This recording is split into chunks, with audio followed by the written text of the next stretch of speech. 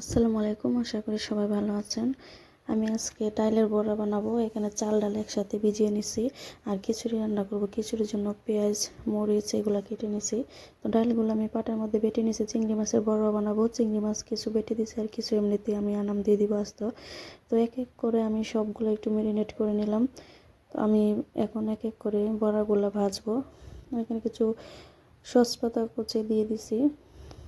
তো আর একদিকে খিচুড়ি রান্না হচ্ছে। তো রাতের বেলা গরম গরম খিচুড়ি, ডালের বড়া, চিংড়ি মাছের বড়া খেতে অনেক টেস্ট হবে।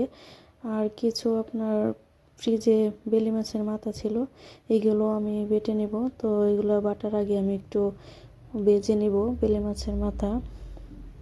খিচুড়িটা হয়ে গেছে, এই যে ধোয়া উঠতেছে, এটা ঝরঝরা খিচুড়ি একটু শক্ত হবে। আর এই যে সেই মাথাগুলা ভেজে নিচ্ছি আমি। তো এখানে রসুন, শুকনো মরিচ, বেলে মাছের মাথা একসাথে ভেজে নিচ্ছি, এখন বেটে নিব এগুলো।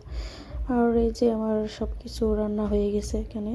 তো মাছের মাথার ভর্তা আর হচ্ছে ডাল বড়া,